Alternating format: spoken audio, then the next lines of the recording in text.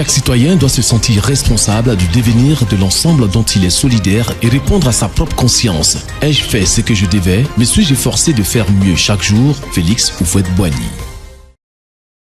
À la suite de l'émission de la semaine dernière, nous continuons dans cette émission à explorer avec vous les voies et moyens de cultiver et maintenir la bonne humeur. À titre de rappel, la semaine dernière, nous avons donné les deux premiers moyens suivants.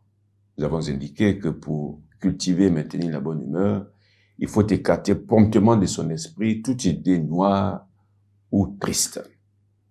Et nous avons indiqué également que pour cultiver et maintenir la bonne humeur, il faut prendre les êtres et les choses du bon côté. Donc, il s'agit de voir les bons côtés des choses et les beaux côtés des gens. Alors, poursuivons. Pour cultiver et maintenir la bonne humeur, il faut apprendre à dominer les événements. Nous le savons tous par expérience. La vie n'est pas rose. Nous le savons. Elle est dure. Parfois même très dure. Mais n'est-il pas vrai que si la vie n'est pas tout à fait heureuse, elle n'est pas tout à fait non plus malheureuse? Deux choses peuvent nous aider à cet égard. La première consiste à ne pas attendre de la vie plus qu'elle ne peut donner.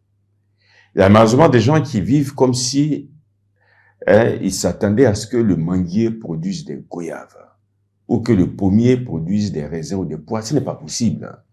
Donc, il ne faut pas attendre de la vie plus qu'elle ne peut donner. La deuxième chose consiste à ne pas s'étonner qu'il y ait des difficultés et des ennuis dans la vie, ou encore que nous ayons chacun de nous nos limites malgré les qualités dont nous sommes dotés. Les difficultés et les imperfections, nous le savons, au lieu d'être source de tristesse et de découragement, nous l'avons déjà rappelé plusieurs fois, sont plutôt un appel au dépassement de soi. Alors, si nous savons garder ces deux choses-là, nous pourrions maintenir la bonne humeur.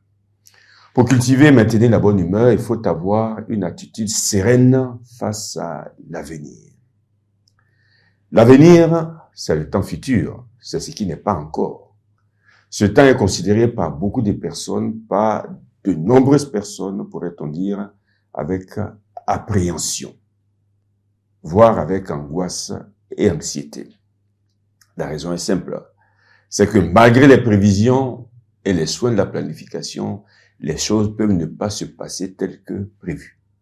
Ajoutez à cela que parfois nous imaginons des malheurs futurs qui vont s'abattre sur nous, sans que cela soit une fuite en avant, et en ayant pris soin, bien sûr, de prévoir avec responsabilité les choses, nous pouvons nous laisser guider par les pensées suivantes pour nous aider à maintenir la bonne humeur. La première, qui est une pensée de sagesse commune que nous avons rappelée quelquefois, c'est que le pire n'est jamais certain, car le meilleur est toujours possible. La deuxième pensée, c'est que nous devons considérer que à chaque jour suffit sa peine. Il s'agit là d'une expression devenue proverbiale qui signifie qu'il faut faire face aux difficultés d'aujourd'hui sans s'inquiéter de celles que peut réserver l'avenir. D'ailleurs, vous vous rendrez compte que qui craint de souffrir demain souffre déjà de la crainte d'aujourd'hui. Qu'est-ce qui nous appartient? C'est le moment présent. C'est le seul que nous possédons.